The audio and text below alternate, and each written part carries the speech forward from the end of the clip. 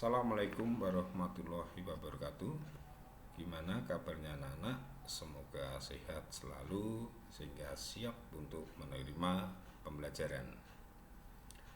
Kalau dalam pertemuan yang kemarin saya menyampaikan tentang materi MPLS. Sedangkan pertemuan kali ini saya akan mengajar kalian tentang sejarah Indonesia, di mana sudah saya sampaikan kemarin di materi MPLS bahwa untuk kelas 10 ada mata pelajaran sejarah Indonesia. Sedangkan kelas yang saya ampu nanti adalah kelas 10 AKL 1, 10 AKL 2, dan 10 OTKP 1. Sedangkan kelas yang naik lainnya nanti akan diampu oleh Ibu Suwarni. Sebelum saya menyampaikan lebih jauh, kita melakukan pembelajaran sejarah Indonesia.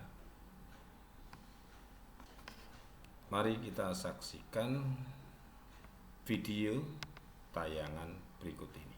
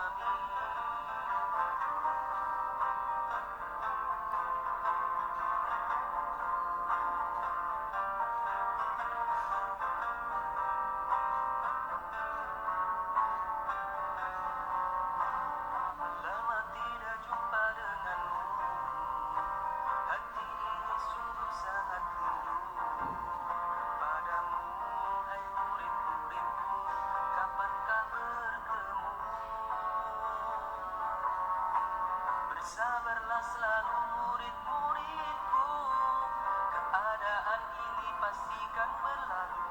Ingat selalu pesan bapak ibu, di rumahlah dulu. Corona segeralah pergi dari bumi ini. Kami ingin belajar seperti dulu lagi, belajar bersama hingga tak terasa waktu pulang telah tiba. Ya Allah, mohon ampuni dosa-dosa kami serta dosa-dosa seluruh umat di bumi di bulan yang suci fi syahri Ramadan. Berikanlah keberkahan pada kami. Ya, kalau kita lihat, kita dengarkan paparan tadi tentang video tadi menggambarkan kondisi yang terjadi, yang kita alami sudah sekitar 4-5 bulan yang lalu, dan sampai sekarang bahkan kondisi itu masih berlanjut, sehingga di bidang pendidikan atau sekolah dalam proses kegiatan belajar mengajar dilakukan secara online. Mudah-mudahan kalian sudah mempunyai akun di e-learning, karena platform atau basis media pembelajaran di SMK Negeri 1 Juring untuk pembelajaran online itu menggunakan e-learning. Baiklah, selanjutnya saya paparkan tentang sejarah Indonesia. sejarah Indonesia itu nanti diberikan di kelas 10 di semester gasal dan semester genap. Di semester gasal ini ada 7 bab atau 7 kompetensi dasar.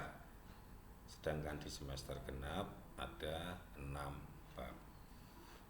Untuk semester gasal, bab pertama atau kompetensi dasar yang pertama itu tentang konsep dasar sejarah. Dalam mempelajari suatu sejarah atau dalam dasar sejarah itu ada beberapa istilah yang terkait dengan konsep dasar sejarah itu sendiri. Yang pertama adalah sinkronik, berpikir sinkronik. Yang kedua, berpikir diakronik. Yang ketiga, konsep tentang ruang. Yang keempat, konsep tentang waktu. Dan yang terakhir, tentang perubahan dan berkelanjutan. Inilah konsep-konsep dasar yang ada dalam sejarah. Oke. Sekarang, kalau yang kita sampaikan itu tentang sejarah, otomatis kalian harus tahu apakah yang dimaksud dengan sejarah itu. Secara umum, sejarah dapat diartikan sebagai satu kisah atau satu peristiwa yang menceritakan tentang kehidupan pada masa lampau. Nah, kehidupan pada masa lampau tersebut dapat diketahui karena adanya bukti-bukti tertulis. Apakah bukti-bukti tertulis itu? Bukti-bukti tertulis yang dapat dikatakan sebagai sumber sejarah itu bisa berupa prasasti, piagam, dokumen, dan sebagainya. Itulah pengertian dari sejarah. Sekarang unsur-unsur sejarah. Artinya apa saja unsur-unsur yang dimiliki oleh sejarah. Yang pertama adalah manusia. Kedua, ruang. Dan ketiga, waktu. Ketiga unsur ini harus ada dalam sejarah, harus ada dalam satu peristiwa. Kalau kita bicara konteks manusia dalam sejarah, itu adalah manusia itu sebagai pembuat atau pelaku atau pencipta daripada sejarah. Kemudian konsep ruang. Ruang itu dapat diartikan sebagai tempat di mana peristiwa tersebut terjadi. Sedangkan waktu adalah kapan peristiwa itu terjadi. Sehingga satu sejarah, suatu peristiwa itu harus memiliki ketiga unsur ini. Inilah tiga unsur pokok yang harus ada dalam satu peristiwa sejarah.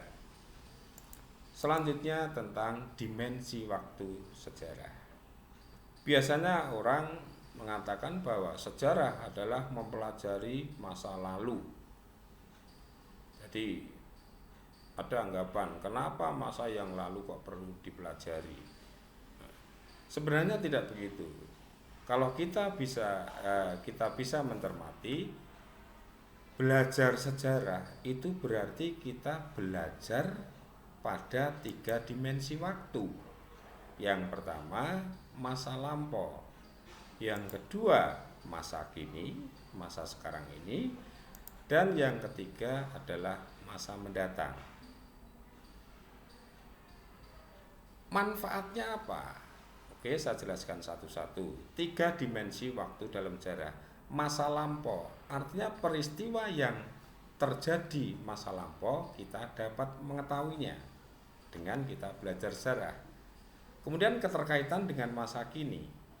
Peristiwa atau pengalaman yang terjadi masa lampau itu pasti akan mempengaruhi kehidupan masa kini. Kita jadikan sebagai pengalaman untuk menjadi pedoman kita pada masa sekarang.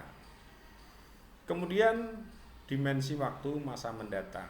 Nah, pengalaman yang baik yang sudah kita lalui pada masa lampau, kemudian juga yang kita pedomani pada masa kini, ini kita jadikan sebagai pedoman untuk masa mendatang. Jadi kita bertindak itu berdasarkan pada pengalaman masa lampau, pengalaman masa kini yang baik dan masih bermanfaat untuk masa mendatang. Itulah 3 dimensi waktu dalam sejarah. Selanjutnya, bagaimanakah untuk mengungkapkan satu peristiwa sejarah? Untuk mengungkapkan satu peristiwa sejarah, ada 2 konsep berpikir dalam sejarah. Yang pertama, konsep berpikir sinkronik. Apa ciri-ciri dari konsep berpikir sinkronik?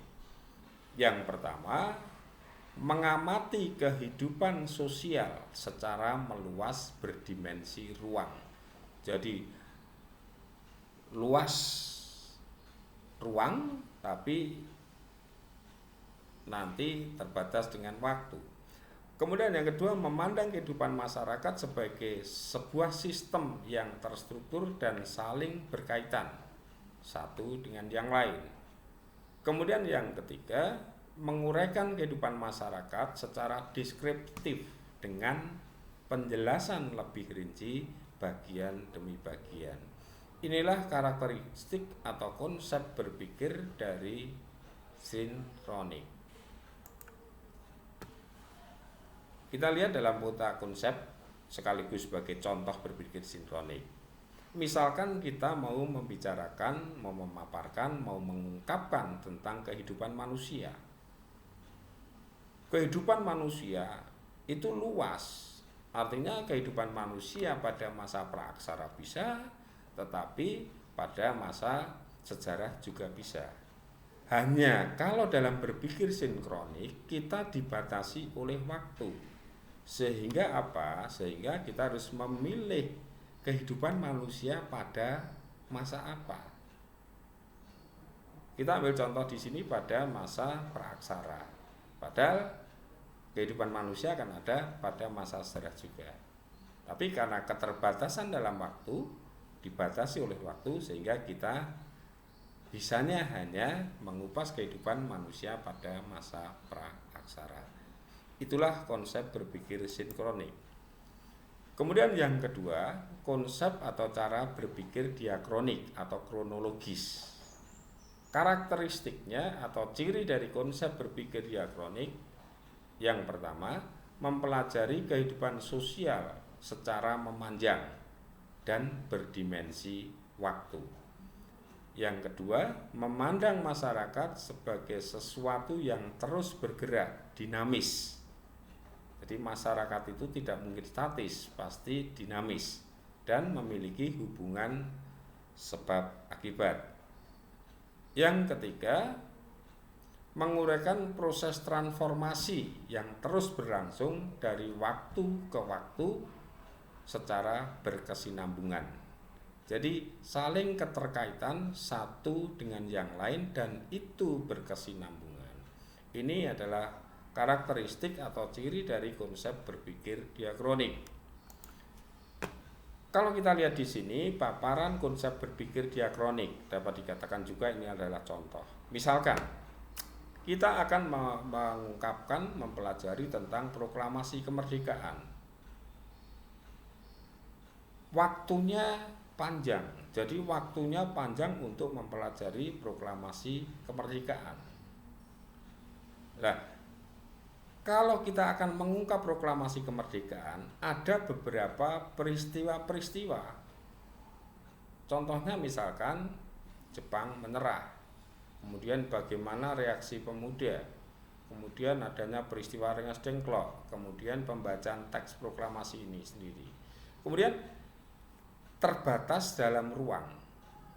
Jadi kita dibatasi adanya ruang-ruang ini. Kita tidak bisa mengupas secara keseluruhan. Itu adalah konsep berpikir diakronik.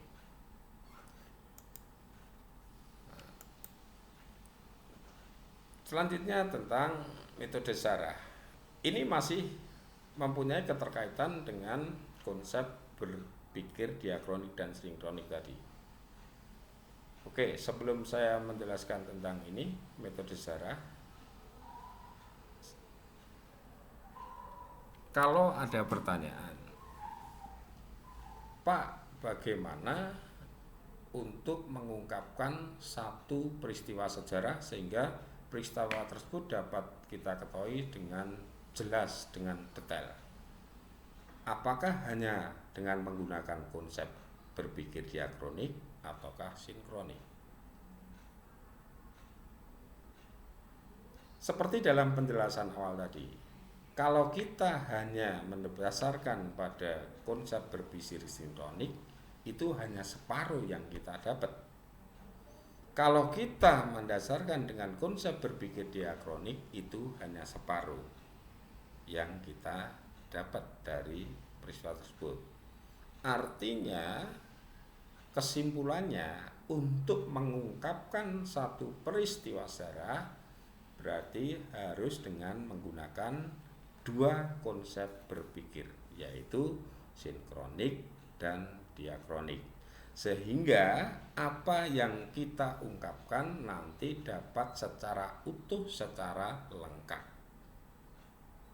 Kembali ke sini. Nah, bagaimana kita supaya dalam mengungkapkan satu peristiwa sejarah ini dapat kita dengan lengkap, dengan jelas dapat kita pelajari.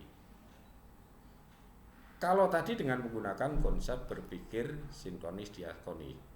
Selanjutnya, bagaimana penerapannya? Untuk mengungkapkan satu peristiwa tentu saja dilakukan dengan metode sejarah yang dikenal dengan konsep 5W1H. W yang pertama adalah what. Apa yang terjadi? Peristiwa apa yang terjadi? Kemudian W yang kedua adalah who, siapa. Artinya siapa yang menjadi pelaku atau yang terlibat dalam peristiwa tersebut.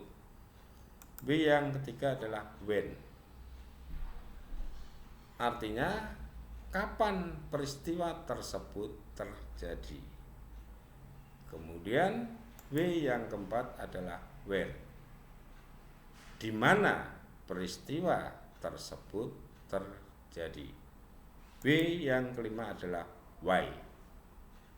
Mengapa peristiwa tersebut dapat terjadi? Ini 5W. Sekarang yang hanya how. Bagaimana peristiwa tersebut terjadi? Dengan metode sejarah 5W plus 1H tersebut, maka kita akan dapat mengungkapkan satu peristiwa sejarah secara lengkap. Demikian yang dapat saya sampaikan untuk pertemuan pada hari ini dengan kompetensi dasar tentang konsep dasar sejarah. Sampai bertemu di pertemuan berikutnya. Kurang lebihnya mohon maaf, sekali lagi tetap jaga protokol kesehatan. Terima kasih. Assalamualaikum warahmatullahi wabarakatuh.